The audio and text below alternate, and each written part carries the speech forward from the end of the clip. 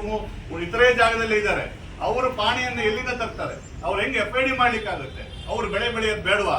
ಇದನ್ನ ನೋಡಿದ್ರೆ ಸರ್, ಇದನ್ನೆಲ್ಲ ನೋಡಿದ್ರೆ ನಮ್ಮ ಈ ಆಹಾರ ಪದ್ಧತಿಯನ್ನು ಇಲ್ಲಿ ಇವರು ಪೂರ್ತಿ ಬಂದು ಬೆಳೆಗಳ ಅಕ್ಕಿ ಆಹಾರ ತಂದು ಮಾರಬೇಕು ಅನ್ನೋ ಒಂದು ಹುನ್ನಾರ ನಮಗೆ ಎದ್ದು ಕಾಣ್ತಾ ಇದೆ. ಯಾಕೆಂದ್ರೆ 2 ವರ್ಷ ಆಯ್ತು ಸರ್, DAP ಗೊಬ್ಬರ ಸಿಗ್ತಾ ಇದೆ ಅಂತ ಹೇಳಿದ್ರೆ DAP ಗೊಬ್ಬರ 2 ವರ್ಷದಿಂದ ಭಾರತದಿಂದ DAP ಗೊಬ್ಬರ ಹಾರಿ ಹೋಗಿದೆ. ಆಮೇಲೆ ಇವತ್ತು 10-26 ಗೊಬ್ಬರ ಇದೆ. ಹೋದ ವರ್ಷ 1620 ಇದ್ದಿದ್ದು ಈ ವರ್ಷ 2300 ರೂಪಾಯಿ.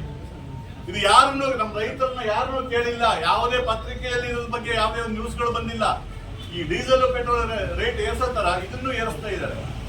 ಇದ್ರ ಬಗ್ಗೆ ನಾವು ಖಂಡಿತವಾಗಿ ಇದ್ರ ಬಗ್ಗೆ ಇದನ್ನ ಹಿಂದೆ ಏನು ಪದ್ಧತಿ ಇತ್ತು, ಯೂರಿಯಾ ಏನು ಓಪನ್ ಮಾರ್ಕೆಟ್ ಅಲ್ಲಿ ಸಿಗ್ತಾ ಇತ್ತು, ಅದೇ ತರ ನಮಗೆ ಸಿಗಬೇಕು. ಸಿಗೋವರೆಗೂ ನಾವು ಯಾವುದೇ ಕಾರಣಕ್ಕೂ ಇದನ್ನ ನಿಲ್ಲಿಸೋದಿಲ್ಲ. ನಮ್ಮ ಹೋರಾಟವನ್ನು ಮುಂದುವರಿಸ್ತು. ಅದೇ ರೀತಿ ಸರ್, ಇಲ್ಲಿ DD ಮತ್ತು AD ಇವ್ರನ್ನ ಕಳಿಸ್ತೀವಿ. ನಮಗೆ ಅವ್ರನ್ನ ಇಲ್ಲಿ ಬರ್ಬೇಕಾ ಅದನ್ನ ಒಂಚೂರು ಹೇಳಿ ಕಳಿಸ್ಬೇಕು. ಅಗ್ರಿಕಲ್ಚರ್ ಇನ್ನು ಮುಂದಿನ ನಮ್ಮ ಇಲ್ಲಿ ಹೋದ ತಕ್ಷಣ, ಜಗತ್ತಿನ ಇಲ್ಲಿ ಹೋದ ತಕ್ಷಣ ಅಮೆರಿಕ ಹೋದ ತಕ್ಷಣ ಅಬ್ಕಿ ಬಾರ್ ದಬ್ಕಿ ಸರ್ಕಾರ. ಇಸ್ರೇಲಿಗೆ ಹೋದ್ರೆ ಇದು ನನ್ನ ಫಾದರ್ಲ್ಯಾಂಡ್. ನಾಚಿಕೆ ಮಾನ ಮರ್ಯಾದೆ ಇಲ್ಲಿರ್ತಕ್ಕಂಥ ಒಬ್ಬ ವಿಷಯಗಳು ನಾವು ಹೊಂದಿದ್ದಕ್ಕೆ ಇದೆಲ್ಲ ಸಮಸ್ಯೆ. ಈ ಪೆಟ್ರೋಲ್ ಡೀಸೆಲ್ ಬೆಲೆ ಏರ್ತಾ ಇದೆ ಅಂತಲ್ಲ, ಯಾಕಂದ್ರೆ ಇವರ ನೀತಿಗಳು, ಈ ನೀತಿಗಳು ಎಷ್ಟೊಂದು ಕೆಟ್ಟದಾಗಿದೆ ಅನ್ನೋದಕ್ಕೆ ಬರೀ ರೈತರಿಗೆ ವಿಷ ಅಲ್ಲ, ವಿಷ ಕೊಡೋದ್ರ ಜೊತೆಗೆ ನೇಣು ಹಾಕ್ತಕ್ಕಂಥದ್ದು. ಎಷ್ಟು ಏರಿ ಏನೇ ಆಗಲಿ, ಕೆಲವು ಭಕ್ತರಿಗೆ ಯಾಕೆ ಏರ್ತಾ ಇದೆ, ಏನಾಗ್ತಾ ಇದೆ? ಯಾಕಂದ್ರೆ ಅಂಬಾನಿ ಅದಾನಿ ಅಂತ 2 ಜನನ ಸಾಕಿಗೋಸ್ಕರ ಇಡೀ ಜಗತ್ತಲ್ಲಿ ಎಲ್ಲರಿಗೂ, ರೈತರಿಗೆ, ಕಾರ್ಮಿಕರಿಗೆ, ಸಾಮಾನ್ಯ ಜನಸಾಮಾನ್ಯ ಬದುಕು. ಈಗ ಡೀಸೆಲ್ ಪೆಟ್ರೋಲ್ ಬೆಲೆ ಇರುತ್ತೆ, ರೈತರಿಗೆ ಮಾತ್ರ ಅಲ್ಲ, ಎಲ್ಲ ವಾಹನಗಳು ಎಲ್ಲ ದರ ಏರಿಕೆ ಆಗಿದೆ. ಎಲೆಗಳಿಗೆ ಬೆಂಬಲವಾಗಿರ್ತಕ್ಕಂಥ ಬೆಲೆ ಇಲ್ಲ.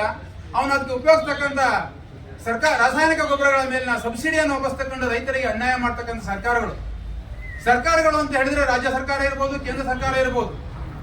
ಸರ್ಕಾರಗಳು ಬೀಜವನ್ನ ಬಿತ್ತನೆ ಮಾಡಿ ಮೊಳಕೆ ಹೊಡೆದು ತನ್ನಿಂದ ತಾನೇ ಸರ್ಕಾರ ರಚನೆ ಆಗಲಿಲ್ಲ. ಈ ನಾವೆಲ್ಲ ಇರ್ತಕ್ಕಂಥ ಈ ದೇಶದ ರಾಜ್ಯದ ಪ್ರಜೆಗಳು, ಮತದಾರರು ಮತವನ್ನ ಹಾಕಿ ಶಾಸಕರು ಸಂಸದರನ್ನ ಆಯ್ಕೆ ಮಾಡಿ ಕಳಿಸಿ ಆದ ನಂತರ ಸರ್ಕಾರ ರಚನೆ ಆಯ್ತು. ಎಲ್ಲರನ್ನೂ ಕೂಡ ಈಗ ಏನೇ ಕೇಳಿದ್ರು ಕೂಡ ಸರ್ಕಾರ ಆದೇಶ ಅಂತ ಹೇಳ್ತಾರೆ. ಸರ್ಕಾರ ಯಾರ್ದು? ಸರ್ಕಾರ ಆದೇಶ ಮಾಡ್ತಕ್ಕಂಥ ಹಕ್ಕು ಇವ್ರಿಗೆ ಏನೈತಿ? ಇಲ್ಲಿ ಜನಪ್ರತಿನಿಧಿ, ಜನಸಾಮಾನ್ಯರು, ಮತದಾರರು ಅವ್ರನ್ನ ಚುನಾಯಿತ ಪ್ರತಿನಿಧಿಗಳನ್ನಾಗಿ ಮಾಡಿ ಕಳಿಸಿ ನಮ್ಮ ಸಂಕಷ್ಟಗಳನ್ನ ಪರಿಹಾರ ಮಾಡ್ತಾರತ್ತೆ ಅಂತಕ್ಕಂಥ ಉದ್ದೇಶವನ್ನು ಇಟ್ಕೊಂಡು ನಾವು ಒಂದು ಸರ್ಕಾರ ಉತ್ತಮವಾಗಿರ್ತಕ್ಕಂಥ ಆಡಳಿತವನ್ನು ಕೊಡ್ಲಿ ಅಂತಕ್ಕಂಥ ಉದ್ದೇಶವನ್ನು ಇಟ್ಕೊಂಡು ಇಲ್ಲಿರ್ತಕ್ಕಂಥ ರೈತರಿರ್ಬೋದು, ಜನಸಾಮಾನ್ಯರಿರ್ಬೋದು, ಅವ್ರನ್ನ ಆಯ್ಕೆ ಮಾಡಿ ಕಳಿಸಿರ್ತೀವಿ. ಆದ್ರೆ ಅದನ್ನ ರೈತರಿಗೆ ಮಾರಕವಾಗಿರ್ತಕ್ಕಂಥ ಕಾಯ್ದೆಗಳನ್ನ ತರೋದ್ರ ಮುಖಾಂತರ ರೈತರಿಗೆ ದ್ರೋಹ ಮಾಡತಕ್ಕಂಥ ಒಂದು ವ್ಯವಸ್ಥೆಯನ್ನ ಸರ್ಕಾರಗಳು ಮಾಡ್ತಾ ಇದ್ದಾವೆ. ಯಾಕೆ ಅಂತ ಹೇಳಿದ್ರೆ, ನಾವು ಬೆಳೆದಿರ್ತಕ್ಕ ಏನ್ ಹೇಳಿದ್ರು ಅಂದ್ರೆ, ಇವತ್ತು ರಸಗೊಬ್ಬರ ತಗೊಳ್ಬೇಕಂದ್ರೆ ಪಾಣಿ ಇದ್ದರಿಗೆ ಮಾತ್ರ ಕೊಡಬೇಕು ಅಂತ ಹೇಳಿ. ಆದ್ರೆ ನಮ್ಮ ಮಲೆನಾಡು ಭಾಗದಲ್ಲಿ ಸಾಕಷ್ಟು ಜನ ಬಗರು ಕುಮ್ಮಲ್ಲಿ ಅರಣ್ಯ ಭೂಮಿಯಲ್ಲಿ ವಾಸ ಮಾಡ್ತಕ್ಕಂಥ ಜಮೀನು ಮಾಡ್ತಾರೆ ಜಾಸ್ತಿ ಇದೆ. ಈ ಪಾಣಿ ಕೊಟ್ಟೆ ನಾವು ಉಳುಮೆ ಮಾಡಿ ನಾವು ರೈತರು ಬೆಳಿಬೇಕು ಅಂದ್ರೆ ಎಲ್ಲಿಂದ ಗೊಬ್ಬರ ತಗೊಳಕಾಗುತ್ತೆ ನಮ್ಮ ಕೈಗೆ? ಇದನ್ನ ಕೇಳೋರು ಯಾರು ಇಲ್ಲ. ಅದಕ್ಕೆ ರಾಜ್ಯ ಸರ್ಕಾರ ತಕ್ಷಣ ಅದೇನಿವತ್ತು ಯೋಜನೆ ರೂಪಿಸಿದ್ದಾರೆ ಅದು ಕೂಡಲೇ ರದ್ದು ಮಾಡ್ಬೇಕು. ಅದು ರದ್ದು ಮಾಡದೆ ಹೋದ್ರೆ ನಮ್ಮೇನ್ ರೈತ ಸಂಘರು ಈ ರೀತಿ ಹೋರಾಟಗಳನ್ನು ಹಮ್ಮಿಕೊಳ್ತಾರೆ, ಅದನ್ನ ನಾವು ಸಂಪೂರ್ಣವಾಗಿ ಬೆಂಬಲ ಕೊಡ್ತೀವಿ. ರಾಜ್ಯ ಸರ್ಕಾರ ತಕ್ಷಣ ಕೇಂದ್ರ ಸರ್ಕಾರ ಮತ್ತೆ ರಾಜ್ಯ ಸರ್ಕಾರ ಏನು ರೈತರಿಗೆ ಮಾರಕವಾಗಿರ್ತಕ್ಕಂಥ ಯೋಜನೆ ರೂಪಿಸಿ ವಾಪಸ್ ತಗೊಳ್ಬೇಕು ಈ ಮೂಲಕ ಒತ್ತಾಯ ಮಾಡ್ತಾ ಇದ್ದೀವಿ. ತಮ್ಮ ಶ್ರಮದಿಂದ ಮತ್ತೆ ಈ ದೇಶದ ಭೂಮಿ ಒಳಗೆ, ಸ್ವಂತ ಭೂಮಿ ಆಗಿರ್ಬೋದು ಅಥವಾ ಈ ದೇಶದ ಭೂಮಿ ಆಗಿರ್ಬೋದು, ಉಳುಮೆ ಮಾಡಿ ಜನನ ಸಾಕಂತ ಒಂದು ಸಣ್ಣ ಉದ್ಯಮಿಗಳು ಅಂತಾನೆ ಹೇಳ್ಬೋದು ರೈತರಿಗೆ. ಈ ಮೋದಿ ಅವರು ನಿಜವಾಗ್ಲೂ ರೈತರನ್ನ ಉದ್ಯಮಿಗಳನ್ನಾಗಿ ಬೆಳೆಸಂತ ಒಂದು ಮೆಂಟಾಲಿಟಿ ಇಲ್ಲ.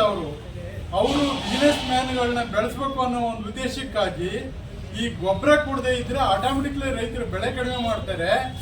ಈ ದೊಡ್ಡ ದೊಡ್ಡ ಏಜೆನ್ಸಿ ಮುಖಾಂತರ ಹೊರಗಡೆಯಿಂದ ಆಹಾರ ಧಾನ್ಯಗಳನ್ನ ತಂದು ಕೊಟ್ರೆ ದೇಶಕ್ಕೂ ಕಮಿಷನ್ ಸಿಗ್ತದೆ. ಅವರು ಆತ್ಮೀಯ ಸ್ನೇಹಿತರೆಲ್ಲ ಬಲಾಢ್ಯ ಮಾಡಿ ದೇಶದ ಒಂದೊಂದು ಆಸ್ತಿಗಳನ್ನ ಅವ್ರ ಹೆಸರಿಗೆ ಬರೆದು ನೆಕ್ಸ್ಟ್ ಅಧಿಕಾರ ಹೋದ್ರೂ ಈ ದೇಶದ ಅರ್ಧ ಆಸ್ತಿನ ಅವರು ಹಿತೈಷಿಗಳ ಜೊತೆಗೆ ಇಟ್ಕೋಬೇಕು ಅನ್ನೋ ಒಂದು ಪ್ಲಾನ್ ಹಾಕಿಂದ ಇವರು ದೇಶ ಮುಗ್ಸಕ್ಕಾಗಿ ಮೂಲ್ಯ ಹಾಕಂತ ಮೋದಿ ದಯಮಾಡಿ ಈ ದೇಶದ ರೈತರನ್ನ ಉಳಿಸೋದಲ್ಲ,